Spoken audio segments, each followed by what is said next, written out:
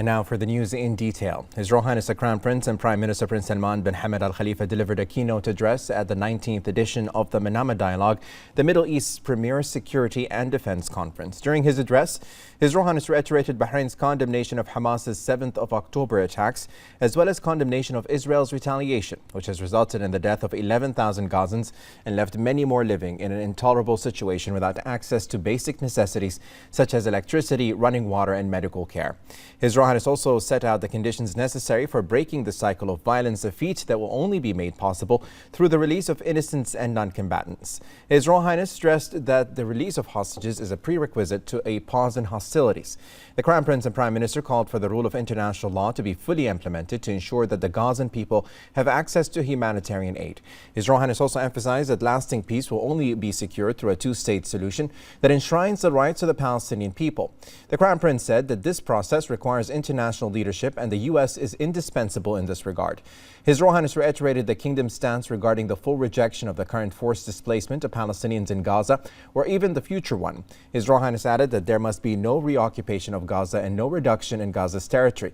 Meanwhile, His Royal Highness asserted that there must be no terrorism directed from Gaza against the Israeli public. To ensure lasting peace, His Royal Highness also stressed that in the aftermath of conflict, elections must be delivered to offer the Palestinian people a strong and unified leadership. This process must be led by an partner who can broker an end to violence and deliver the prospect of a viable and independent Palestinian state that will also guarantee security and stability for its neighbor Israel. His Royal Highness asserted that military conflict must not be the final arbiter. The Crown Prince stated that diplomacy and the rule of international law must be the principal mechanisms for conflict resolution, noting that if the world does not work across all political lines to make sure that the voice of reason is heard, it risks creating conditions for acts of violence to spread globally. Bismillah ar-Rahman ar-Rahim. Your Highnesses, Excellencies, distinguished guests, welcome. Welcome to you who have come from inside Bahrain, welcome to you who have come from all over the Arab world and the region, and welcome to you who've come incredible distances from the United States, from New Zealand, from all corners of the earth. We're very grateful you are here. There has never been a more urgent time for us to collaborate and coordinate. Dr. John Chipman, thank you so much for that introduction. It warms my heart. That was nearly 20 years ago that we spoke in London. And what has been built over the years has been a wonderful tribute to all of the great thinking, the minds, the challenges that the world has faced over this very interesting, but I think fundamentally transformative time. We were right in the middle of the peace dividend at the end of the Cold War, entering into the new world order where countries had broken, new vacuums were created. September the 11th was still on people's minds, to where we are today, pre-COVID, I would say, potentially with a fully functioning international order that has suddenly, after COVID, looked a little bit shaky. So, without further ado, I had accepted to speak before October 7th. And my subject matter that I was going to speak about was the global rules-based order. And I was going to specifically discuss the CEPA and all of the great benefits and all of the dangers that associations and integrations such as that will play going forward in the international community. Well, October 7th happened. So now that the war is raging in Gaza, that must take precedence, and I must speak on it. It is a tough job. And many speeches have been given about the situation as it stands today. I had the honor of delivering Bahrain's speech at the Islamic Conference in the Kingdom of Saudi Arabia, ably organized, I must say. And this speech is going to be slightly different. This is not a positional speech with a regurgitated copy that keeps being repeated over and over again. So forgive some colorful language, potentially. Forgive some interesting language, potentially. But when I say it's a tough job, it can't be as tough as living under the constant bombardment of bombs in Gaza today, with no running water, no running sewage, no internet, no phones, and the lack of surety if you're going to wake up tomorrow or if you're not. This is an intolerable situation, and we must do everything in our power to stop it. Now, both in Islam and Judaism, the protection of innocent life is a duty and a moral responsibility. In the Quran, it says that the killing of an innocent, and an innocent is clearly defined as one who has not spread corruption in the land or committed murder, is akin to killing all of mankind. And in the Abrahamic faith, the saying is to save a life is to save all of mankind. How wonderful. Now, both sides in this conflict haven't lived up to that. And I think our condemnation must be to both. I condemn Hamas unequivocally. This is so everybody in the room can understand that I stand on the side of civilians and innocents and not on the side of political posturing. The attacks on October 7th, barbaric, were, how can I put it? They were horrific. They were indiscriminate. They killed women, children, elderly, did not matter. They hit civilian institutions and they hit military targets. And on top of that, it seems it's okay now to grab hostages and take them away and speak about it as if it's an act of war. That is something that we condemn. And we condemned it on October the 9th, I believe, or 8th. Now, Israel. I unequivocally condemn the air campaign that resulted in the death of over 11,000 people in Gaza, 4,700 of which are children. Now, both of these actions have led to the death of innocents. Both of these actions did not save the entirety of mankind, and in effect are the equivalent of killing all of mankind. Both are reprehensible, both must stop, and both are a thing that we must deal with the greatest care moving forward, because what we need to do is to break this cycle. And let me speak a little bit prescriptively about how I think this can be achieved. Two of the most important things we must do today are to get the hostages out. And in order to do that, we have read in open source that the state of Qatar is working alongside with its partners in the United States and in Israel and with Hamas to release hostages. In exchange, we read, this is not corroborated, for prisoners who are also held within the state of Israel. Now, this is to release women and children on both sides, non-combatants, innocents. And this, I believe, is one component of what will achieve a break in hostilities. You want to call it a ceasefire, you want to call it a pause, you can call it whatever you want. The intention is a break so people can take stock, people can bury their dead, people can finally start to grieve, and maybe people can start to ask themselves about the intelligence failure that led to this crisis in the first place. But let's get to that later. And the second thing that I think is needed is for the role of international law to be fully implemented in the conduct of war, and that is to allow the access of humanitarian aid. We have seen what has happened at the Shifa Hospital, Al-Quds Hospital, name it. Any facility that is caring for the weak, the young, and the sick.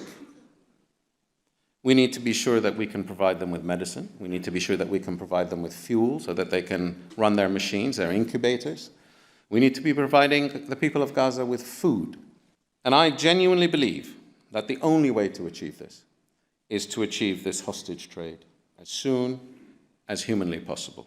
So from this stage, I call on Hamas to release the hostages, the women and children who they hold hostage, in exchange, and I call on the Israelis to release the women and children they hold in exchange so that we can get some sense and a few days or weeks or months or maybe years of peace and calm.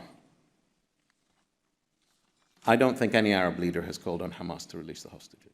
So it is a time for straight talking. It is a time where political positioning and actually the perpetuation of poisonous narratives, opposing narratives, must no longer be our methodology. We're all here to end this war. I don't care who started it. I don't care who will end it. I care that we all work together to make sure that it ends as quickly as possible. So, building on that, we all know that this conflict didn't start on October the 7th. This latest escalation did, but the conflict has been an ongoing, open wound in the Middle East for the past 80 years. And here's the kicker. No real security will ever be realized until a real two-state solution is found.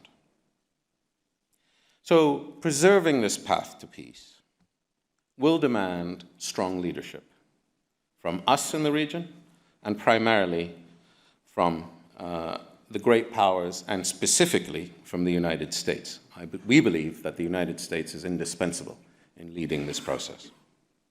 So if that is the case, let's try and draw some red lines, somewhat along the lines of the Tokyo Declaration.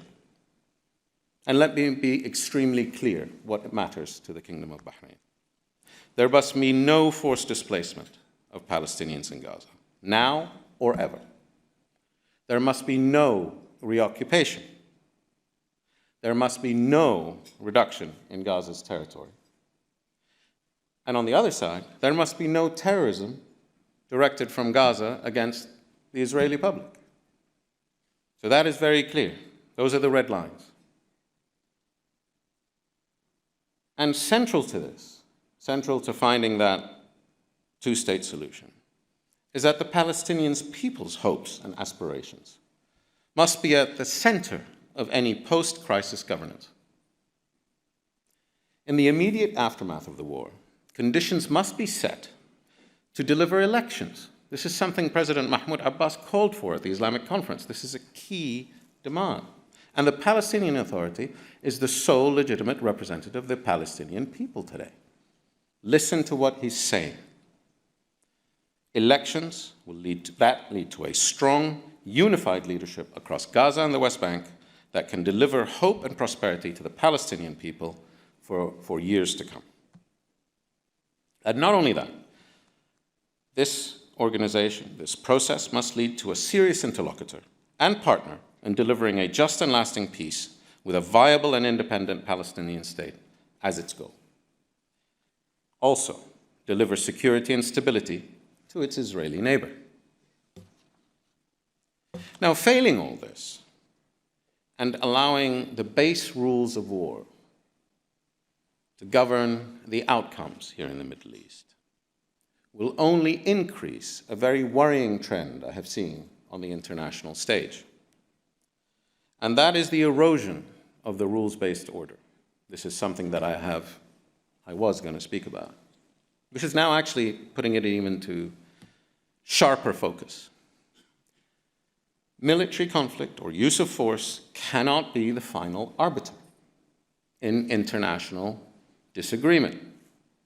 Diplomacy and international law must win. This stands here in Gaza and the aspirations of the Palestinian people, stands in Russia and Ukraine, stands in any other geography where people may fight over territory. And if we allow these institutions to erode, then I promise you, what you're seeing in Gaza will just be the beginning of powerful states imposing their will on weaker states, and nothing will stop it spreading until we are in a conflagration that consumes a great proportion of the world.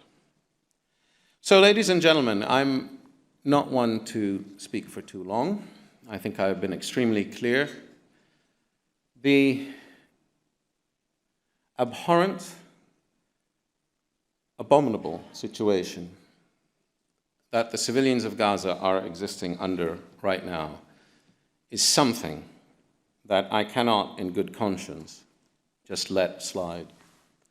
We have to do everything in our power to prevent this, and that means working across lines, political lines, working with all of the parties involved to make sure that our voice, our reason, our best wishes for everybody get through. And I'll leave you with one image. There's a worrying concern I have, which is the Russian invasion of Afghanistan created Al-Qaeda. The invasion of Iraq allowed ISIS to flourish in the vacuum. Think what this will create in the age of social media. Not only do we risk the abject misery of a whole population, but we are creating the conditions for acts of violence to spread all over the world. And failing our inability to stop it, so encouraging them to do those things that need to be done to stop the war, I think we will be looking at a far more difficult next 20 years. So, ladies and gentlemen, thank you very much for taking the time to listen, and I wish you all the success in changing the narrative. Thank you.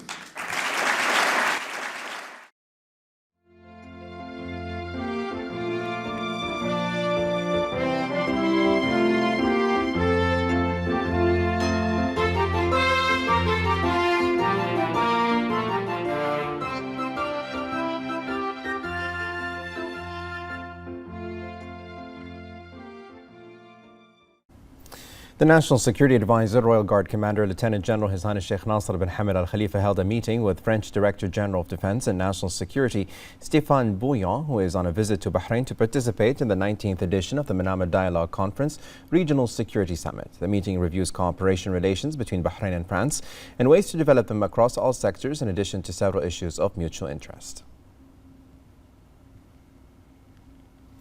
The National Security Advisor, Royal Guard Commander, Lieutenant General His Highness Sheikh Nasser bin Hamad Al Khalifa received the National Security Advisor of Greece, Stanos Dokos, who is on a visit to Bahrain to participate in the 19th edition of the Manama Dialogue Conference Regional Security Summit. The meeting reviewed the bilateral relations between the two friendly countries and explored prospects for mutual cooperation and means to enhance it in various fields. His Highness Sheikh Nasser expressed his appreciation for the close relations between the Kingdom of Bahrain and the Republic of Greece. He noted that the bilateral relations between the two countries are witnessing growth in various fields which contribute to achieving mutual interests. The National Security Advisor, Royal Guard Commander, Lieutenant General His Highness Sheikh Nasser bin Hamad Al Khalifa met the Minister of State for the Middle East, North Africa, South Asia and UN at the Foreign Commonwealth and Development Office, Lord Tariq Ahmed, accompanied by UK Defence Senior Advisor to the Middle East and North Africa, Air Marshal Martin Elliott Sampson, as well as Admiral Sir Anthony David Radican, who are on a visit to the Kingdom to participate in the 19th edition of the Manama Dialogue. His Highness Sheikh Nasser and the UK delegation discussed ways to enhance bilateral cooperation within the framework of the strategic relations between the two kingdoms. They also exchanged opinions on the main regional and global issues. His Highness the National Security Advisor appreciated the solid Bahrain-UK relations, commending the efforts exerted by the UK to support regional security and stability. The National Security Advisor, Royal Guard Commander, Lieutenant General His Highness Sheikh Nasser bin Hamad Al Khalifa met the Chairman of the Kazakh National Security Committee, Yermak Sagmabayev, on the sidelines of the 19th edition of the Manama Dialogue. The two sides reviewed ways to enhance bilateral cooperation in addition to interests of mutual interests.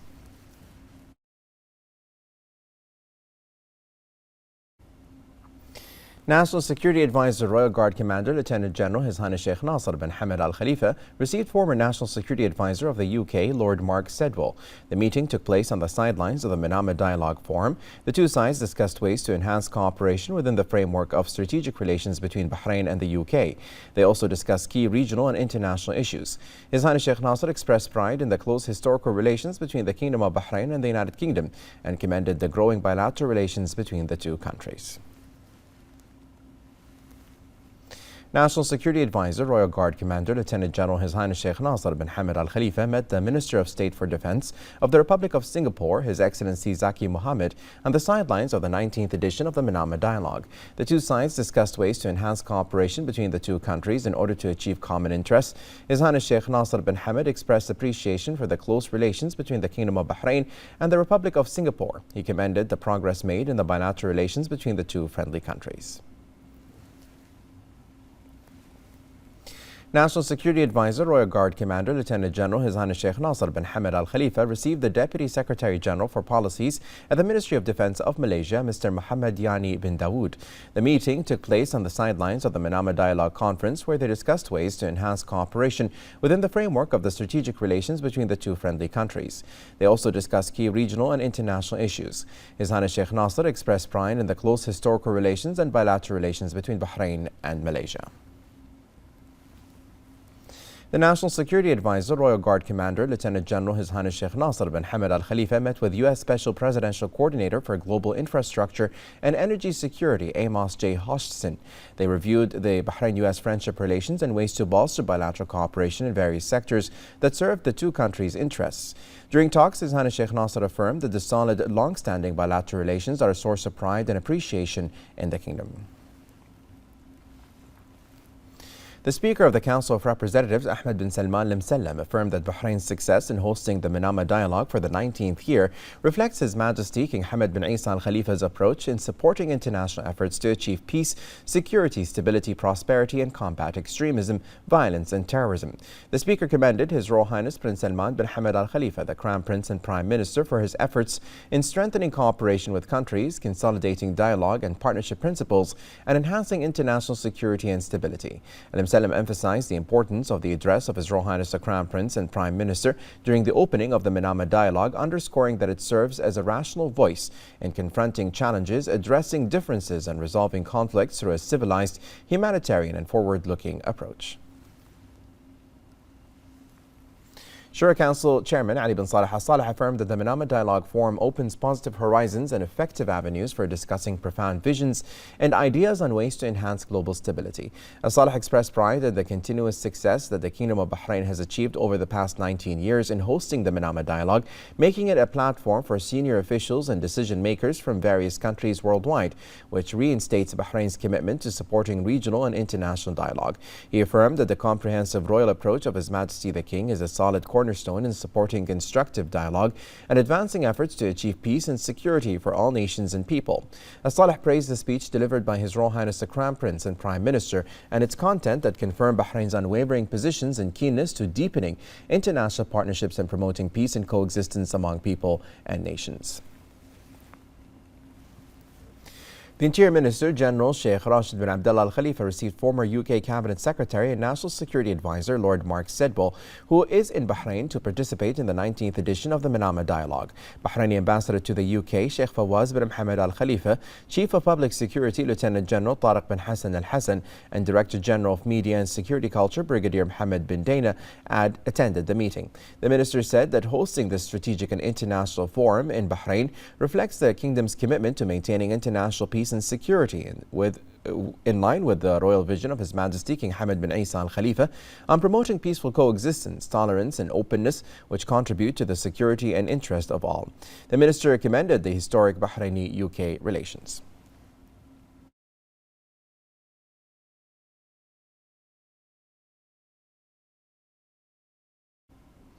5 plenary sessions were held as part of the Manama Dialogue Regional Security Forum in its 19th edition today. The sessions of the day addressed regional security issues, the U.S.'s commitment to the Middle East, and ways to deal with global competition. The Manama Dialogue will conclude its activities on Sunday. Well, certainly this is the new edition of the IISS Manama Dialogue on the 19th session.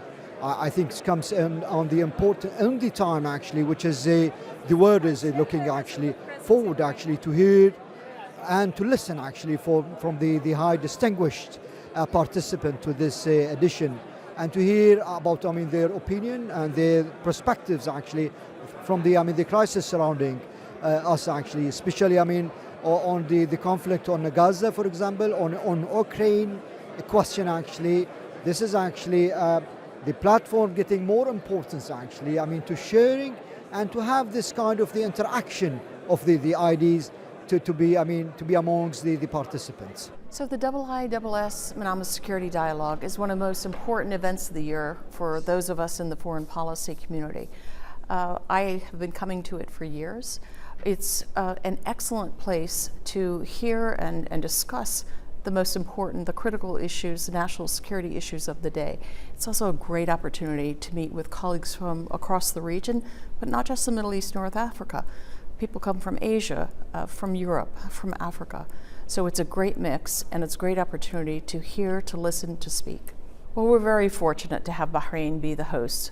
Bahrain is renowned as a convener, as a place where people from all faiths, from all walks of life, from countries around the world come to gather at important events like this.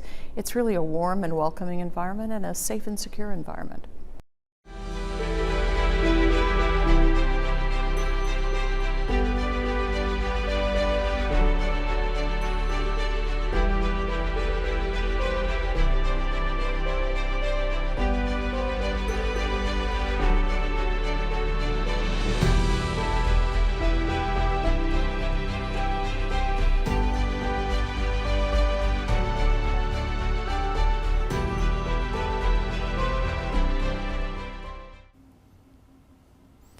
The Minister of Foreign Affairs, Dr. Abdulatif bin Rashid Al-Zayani, praised the speech made by His Royal Highness the Crown Prince and Prime Minister Prince Salman bin Hamad Al Khalifa at the opening of the 19th Manama Dialogue Conference yesterday.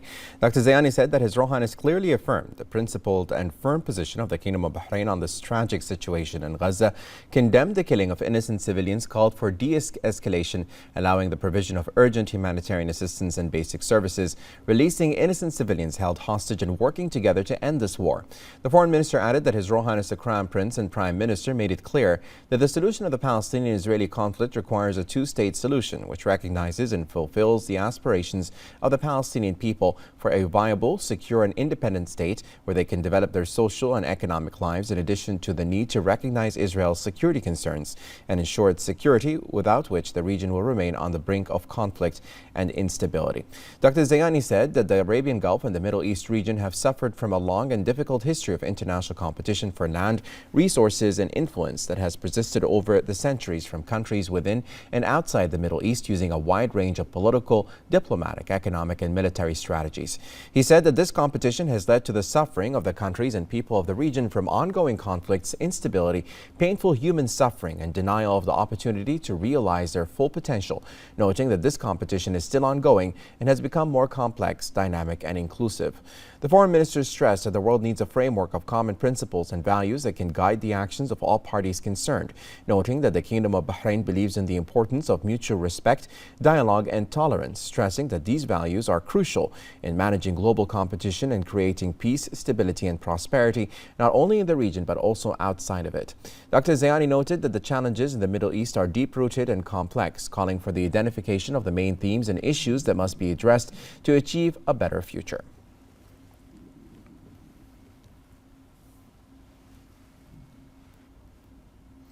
The Minister of Foreign Affairs, Dr. Abdulatif bin Rashid Al-Zayani, met the Secretary General of the Arab League, Ahmed Abul Ghaith, as part of his visit to Bahrain to participate in the 19th session of the Manama Dialogue. The two sides reviewed the cooperation relations between the Kingdom of Bahrain and the League of Arab States and the efforts undertaken by the Secretary General to advance the process of joint Arab action and promote Arab cooperation to a more comprehensive level in order to meet the interests of Arab countries and the aspirations of their people for security, stability and peace. They also discussed the ongoing Arab efforts to stop the war in the Gaza Strip, open safe passages for civilians and the unimpeded delivery of humanitarian and relief aid. They also discussed the outcomes of the joint Arab-Islamic Extraordinary Summit held in Riyadh on November the 11th and ways to continue Arab efforts to push the peace process in the Middle East. The Minister of Foreign Affairs, Dr. Abdulatif bin Rashid Al-Zayani, met today the U.S. Assistant Secretary of State for Near Eastern Affairs, Barbara Leaf, as part of her visit to Bahrain to participate in the 19th session of the Manama Dialogue. The two sides reviewed the long-standing relations of friendship and strategic partnership between the Kingdom of Bahrain and the United States and discussed ways to further develop them at all levels to serve the interests of the two countries.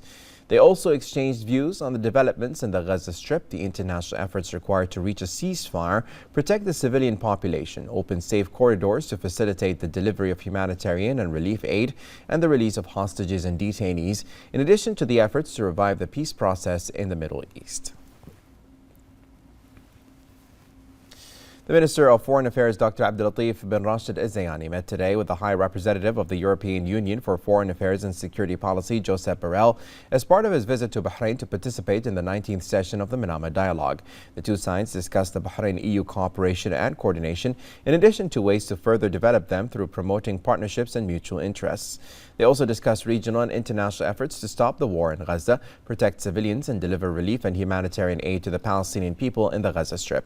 They also reviewed ways to de-escalate and push forward international efforts aimed at reviving the peace process in the region to protect its people and safeguard their interests.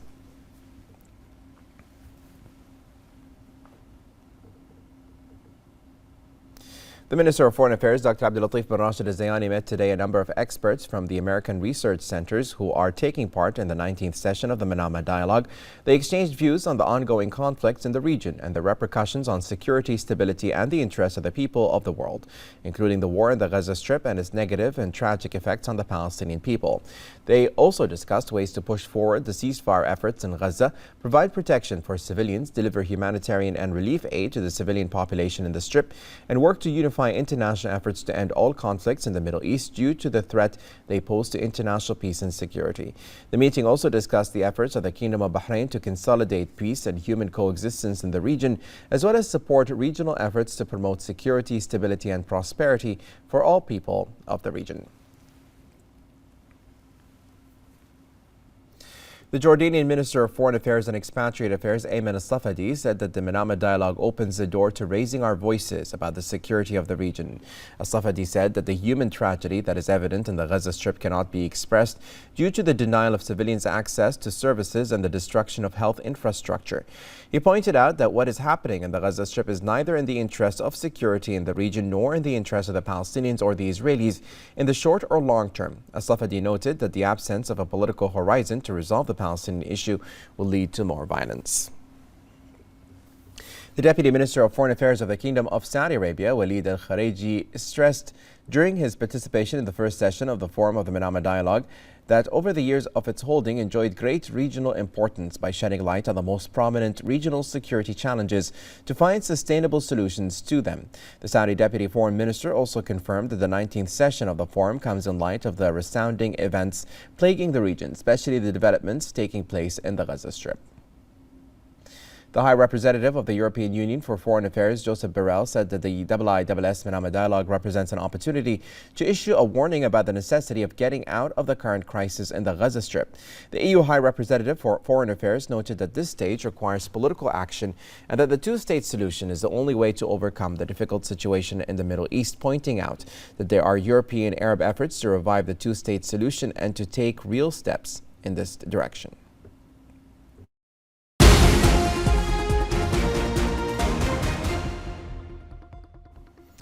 The Kingdom's participation in Oman's National Day celebration stems from the deep fraternal relations between the leadership and people of the two brotherly countries. It reflects their shared commitment to strengthening bilateral relations, supporting them, and translating them into mutual cooperation at both the bilateral and Gulf levels. The Bahraini-Omani relations enjoy special attention from His Majesty King Hamad bin Isa Al Khalifa and his brother, His Majesty Sultan Haytham bin Tariq of Oman, given the commonalities and shared destiny and goals. Bahraini-Omani relations are built on a solid foundation of coordination and mutual cooperation in various fields, which brings goodness and benefit to both countries and their brotherly people.